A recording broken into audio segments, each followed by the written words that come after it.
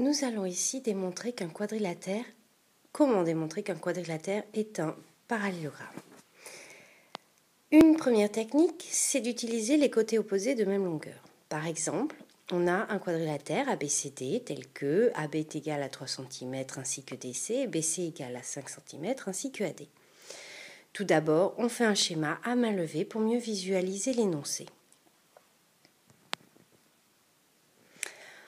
On remarque que ce sont les côtés opposés 2 à 2 qui ont la même longueur. On peut donc utiliser le cours pour dire que ce quadrilatère est un parallélogramme. Comment allons-nous rédiger cette démonstration? Tout d'abord, on cite l'énoncé. L'énoncé ici dit que dans le quadrilatère ABCD, AB est égal à DC et BC est égal à AD. Sachant que comme on cite le quadrilatère ABCD, cela sous-entend que AB et DC sont côtés opposés et que BC et AD sont aussi deux côtés opposés du quadrilatère. On peut donc utiliser la propriété qui dit que si un quadrilatère a ses côtés opposés 2 à 2 de même longueur, ce qui est le cas ici, ils sont bien de même longueur, alors ce quadrilatère est un parallélogramme. Donc on peut conclure que ABCD est un parallélogramme. Maintenant, nous allons faire avec une deuxième technique qui est d'utiliser les côtés opposés parallèles 2 à 2.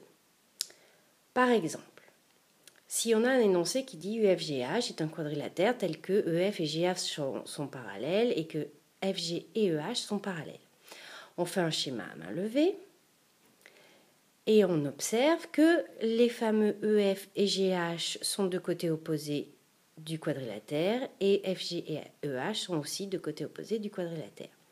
On va donc pouvoir utiliser notre cours. Ainsi, que dit l'énoncé? L'énoncé dit que dans le quadrilatère EFGH, EF et GH sont parallèles et FG et EH sont parallèles. En citant le quadrilatère EFGH, cela permet de sous-entendre que EF et GH sont côtés opposés du quadrilatère et FG et EH sont aussi de côtés opposés du quadrilatère. On peut donc utiliser la propriété qui dit que si un quadrilatère a ses côtés opposés parallèles 2 à 2, alors c'est un parallélogramme et ainsi on peut conclure que EFGH est un parallélogramme. La technique numéro 3, c'est avec les diagonales. Par exemple, soit IJ un segment de milieu O et R n'appartenant pas à la droite IJ, on appelle S en symétrique par rapport à O et on nous demande quelle est la nature du quadrilatère IRJS.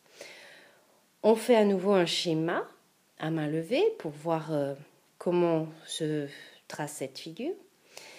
Et on observe que les segments IJ et RS sont les diagonales de IRJS. On va donc pouvoir dire que ce quadrilatère a des diagonales qui se coupent en haut, qui est le milieu de chaque diagonale. Donc, un quadrilatère qui a des diagonales qui se coupent en leur milieu est un parallélogramme.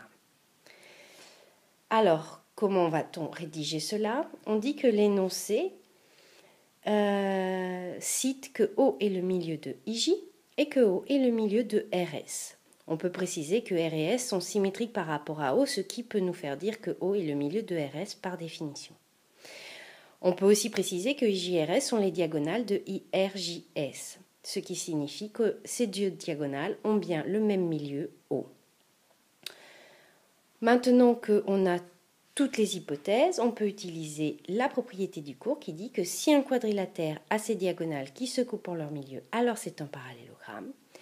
Et comme IJRS vérifie cette propriété, on peut donc conclure que IJRS est un parallélogramme.